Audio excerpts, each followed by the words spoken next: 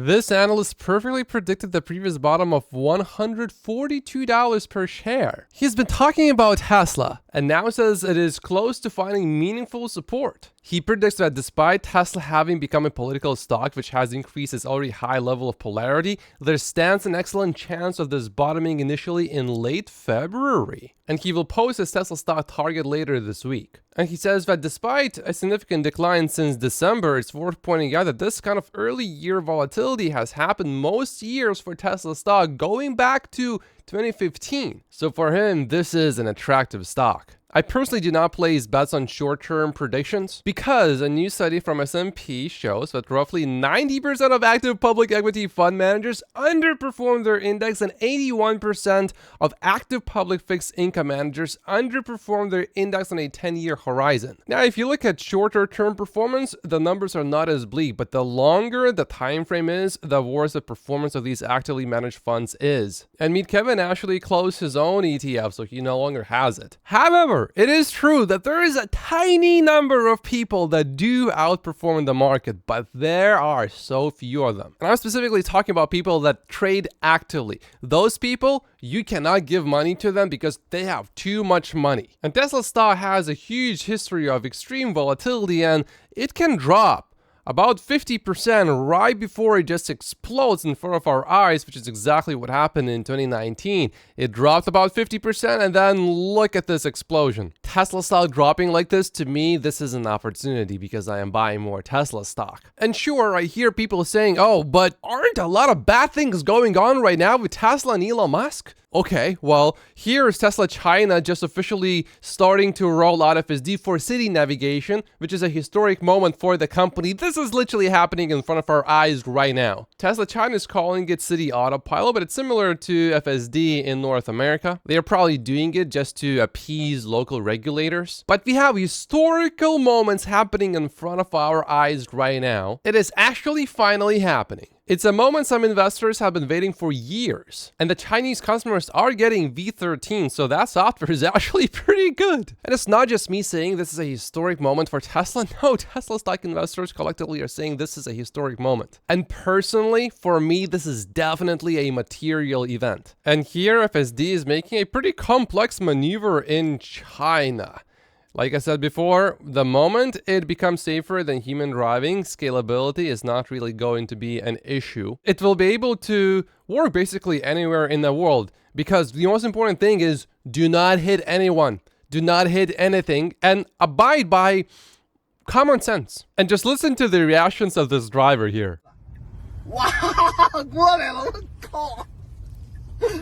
With Tesla continuing to make progress with FSD, do you think that will help Tesla sell some more vehicles? And this is FSD in action in Beijing, in the capital of China. Testers' initial impression was more human-like, smooth and confident compared to other similar Chinese systems, also capable of self-correcting if missing turns or a planned route where other systems may be hesitant. So you are telling me that Tesla has been able to train its FSD model in North America, then deploy that same model in China and have a better solution than other companies in China that have Chinese data? That sounds like this company is run by the most successful entrepreneur of our time. It's almost like that person is a genius. It's almost like that person has done impossible things multiple times before. It's almost like that person would be so smart that he would become the richest man on earth. And it's almost like a company like that could indeed become the world's most valuable company by a lot. Here's another Chinese blogger. What's remarkable is that this has been achieved without a large-scale test fleet, without an extensive local development team, and possibly even without concentrated local data training. The failures some media outlets predicted being unusable or causing frequent accidents simply haven't happened. This reminds me so much of 2018, 2019. All these experts predicting bad things are going to happen to Tesla, and yet, in the end, it's all good things. But in the moment, it always seems like, at least as reported by the media, that bad things are happening to Tesla, just like yesterday the stock was down, and today, at least while I'm recording this video, we are getting a bigger Tesla stock buying opportunity, of which I will take advantage. Just to be clear though, This is incorrect. Tesla has achieved this without a large-scale test fleet. Tesla has the largest test fleet out there in the world, but it's in North America. Tesla has hundreds of thousands of FSD users like me who turn on their FSD pretty much every time they get in the car. And that generates extremely valuable trainer data that can only be acquired by having physical cars out there in the physical world, not in the simulation world. And that is just one reason why this works so well, because Tesla has so much more data than anyone else, and on top of that, Tesla has the best AI talent in the world. And in China, the driving field is remarkably human-like, and its overall planning capabilities are on par with the best in the field. And then the blogger concludes, this suggests that with vast amounts of training data, even data sourced from the US, and relying solely on a vision-based approach, which is not really what Chinese companies often do. They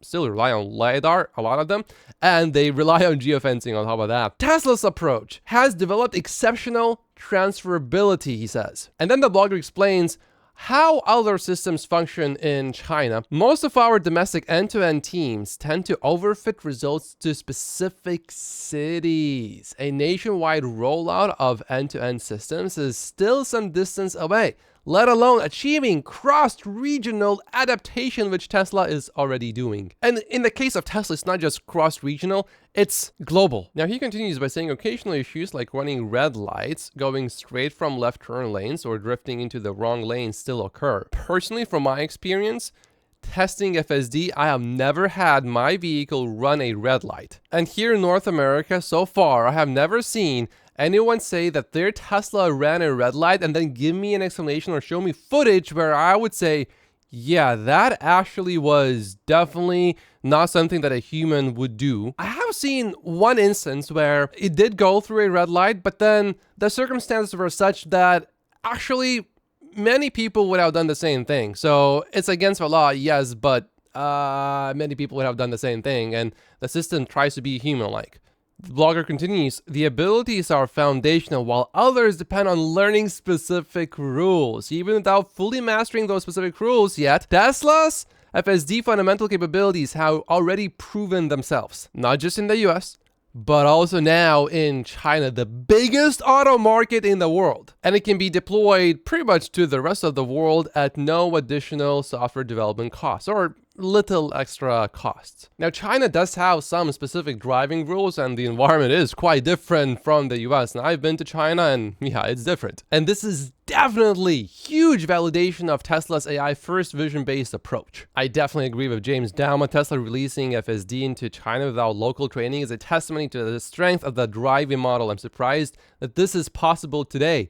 Bravo, says James Dama. Personally, however, I am not surprised. This is as expected. I'm just surprised that Tesla got approval in China, but I'm not surprised at all that it works this well in China. And you know what? The differences between the US and China are quite a bit bigger than the differences between the US and Europe. I came from Europe, and I was able to drive here in North America without any significant issues. In China, I did not really dare to drive. What I'm saying is, it will be much easier, in my personal opinion, to deploy FSD in Europe, speaking of how well it will actually perform, than in China. The hurdle here is just a regulatory approval in Europe specifically. But we know that that's being worked on and that FSD is coming to Europe. And my personal opinion is, if Tesla's FSD was already safer than human driving, we wouldn't have significant regulatory challenges in Europe. It would have already launched in some markets, not all, but in some markets, yes, I believe so. And do you remember when Tesla made a public announcement here in September of last year? There's only one single thing missing from this list for it to become fully done.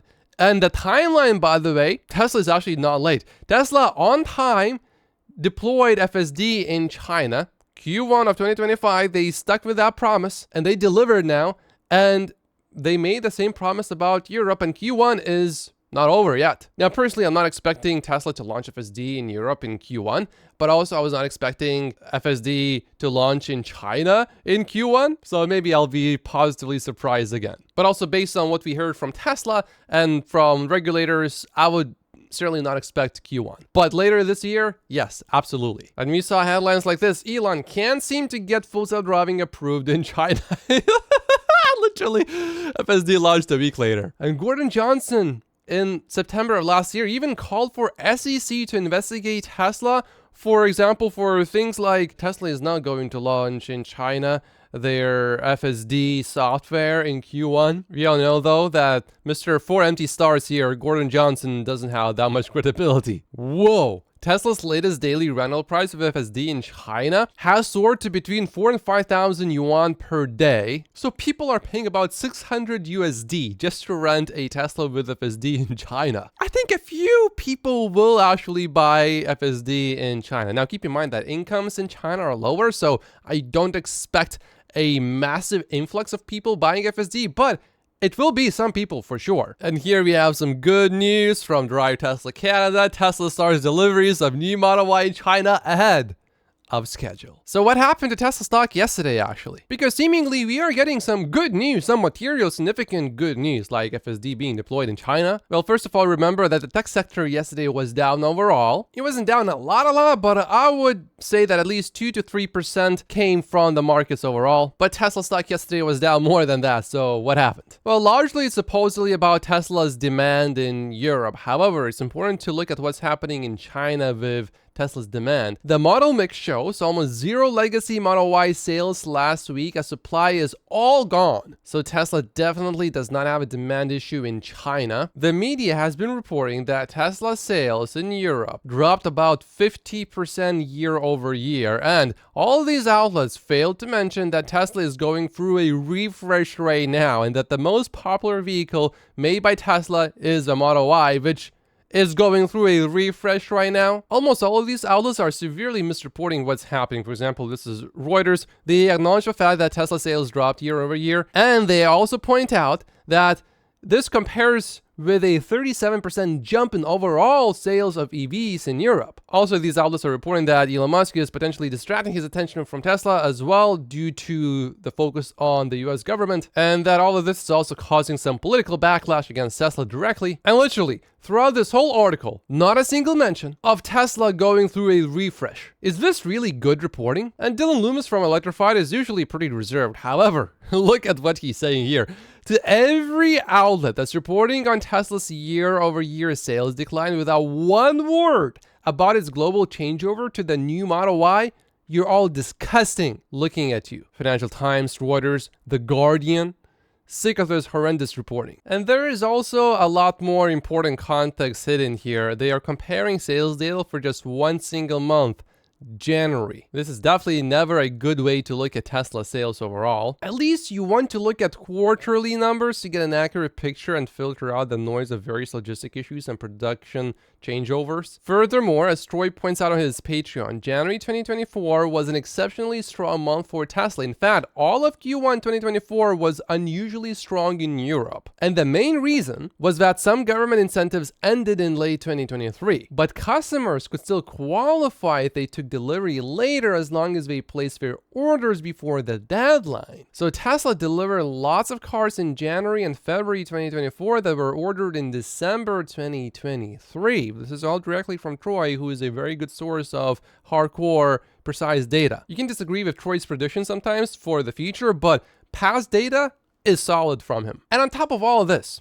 January sales in Europe last year were 18,161 versus 9,945 now. So that 45% decline is only a difference of 8,000 units, which is about 1.5% of Tesla's Q4 2024 deliveries. And usually Tesla delivers more than that in just one single week in China. So this is just a drop in the bucket in the grand scheme of things. So those expecting Tesla's global sales to fall 45%, even with the introduction of the new Model Y, will be sorely disappointed because the new Model Y got significantly better. And by the way, my brothers have been asking me about money. How can they make money so they can take advantage of this buying opportunity for Tesla stock? And I know some of you want to buy Tesla stock, but you just don't have enough money left to buy Tesla stock. Well, I'm doing a 2-day event. There's a link down below with more information. There's, however, some strange news going around Tesla at the moment. The government of Poland just called for boycotts of Elon Musk's Tesla car company. However, this is coming from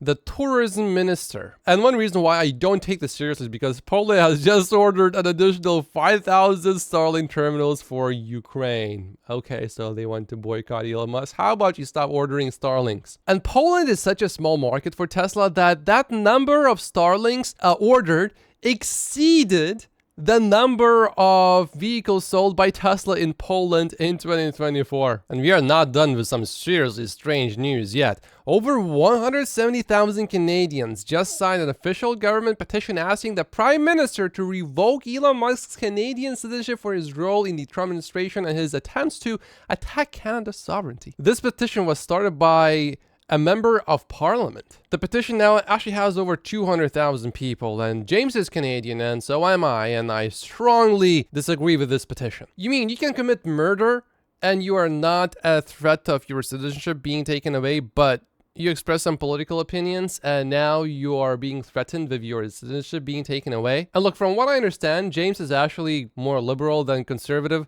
so I think he disagrees with Elon's politics most of the time, and yet he despises this movement. Oof, there are now 300,000 signatures. Now, is Elon Musk actually at risk of losing his Canadian citizenship? Well, an immigration lawyer says this: the only way that citizenship can be revoked is through fraud or misrepresentation in the application itself. Once you're a citizen, you're one of us, and whatever you do, it cannot lead to citizenship revocation. However, the Canadian government is required to respond to every petition presented to the House within 45 days. And the most signed House e-petition in Canadian history garnered almost 400,000 signatures, so this one will probably have more than that. Anyway, back to Tesla deliveries. Tesla delivered 386,000 cars in Q1 of 2024, and if Tesla can beat that number, they will definitely be in good shape to grow this year. But Omar thinks that it's not clear whether Tesla will actually grow this year. Also, Troy, who is pretty good with his delivery estimates,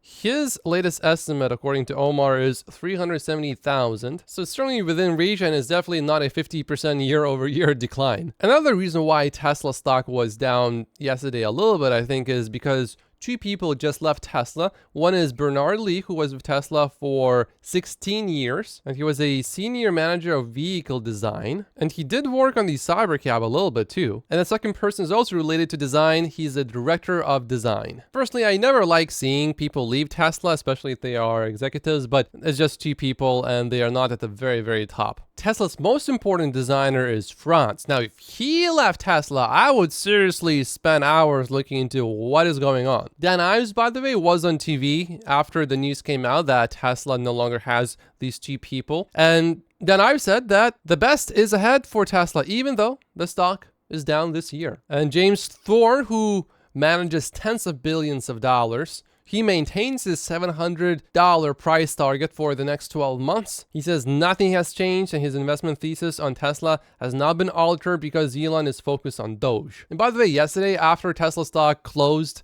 lower, I was trying to figure out why it was down, and I saw headlines that Tesla sales in Europe were down, but I completely ignored that because, of course, we are going through a refresh. So I was like, what is the actual reason why the stock is down? And then I realized, oh, people think that this is an actual issue. And then I talked to just a casual Tesla stock investor who doesn't follow the news closely. And I heard the same thing from that person as well. Oh, it's down because the sales in Europe. And then I realized, oh, that's what's actually happening. This is sad. But things like that, where things are taken out of context, have happened so many times with Tesla that I just treat them as buying opportunities, because in the long term, the market actually figures it out eventually, but not in the short term. By the way, can I just say this? The new Model Y, it just looks sick. I love it. Richard Cooper is a Canadian, and he says he legitimately dislikes electric cars, but I am thinking about buying a Tesla just to support Elon Musk, to which Elon Musk replied with, Tesla's rock. So sure, there is political backlash against Elon Musk, no doubt about that, and to some degree that affects Tesla as well, but there are also people buying Teslas for the first time because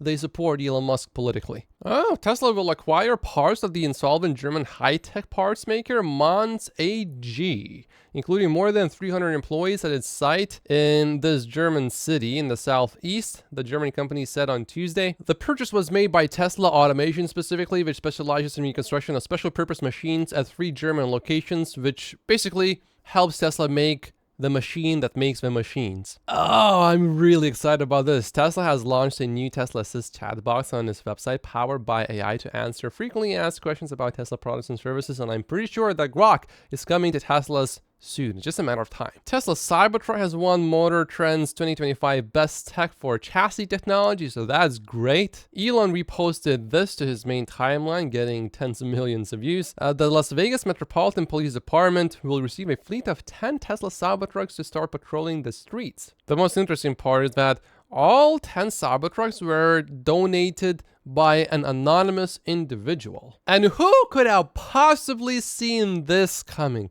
Peter Rawlinson is stepping down as Lucid's CEO. What a shocker. Why would you want to give up such a good job leading such an innovative company that is going straight for bankruptcy? Peter Rawlinson will transition to the role of strategic technical advisor to the chairman of the board. The stock is about to reach a new all-time low, which is saying a lot because the previous low was already pretty low. What a fun journey all the way down. 95% now. I said this a while ago, more than a year ago now. Lucid's bankruptcy gravity is only getting stronger with the release of Lucid Gravity SUV. Peter Rawlinson's explanation? Now that we have successfully launched Lucid Gravity, I have decided it is finally the right time for me to step aside from my roles. How successful has the launch been on the Lucid Gravity SUV? Well, Lucid Motors sold 50 Gravity SUVs in January.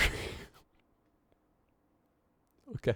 Also, Lucid is still losing a ton of money. Maybe Lucid should cut its costs, like what Elon Musk is doing with the US government. Doge has now saved $65 billion for the US government. Elon Musk also just posted this on his main timeline, getting 26 million views. He called Sam Altman Scam Altman again. Sam Altman said, in 2023, I have no equity in OpenAI. I'm doing this because I love it. But someone from the government saw right through the scam.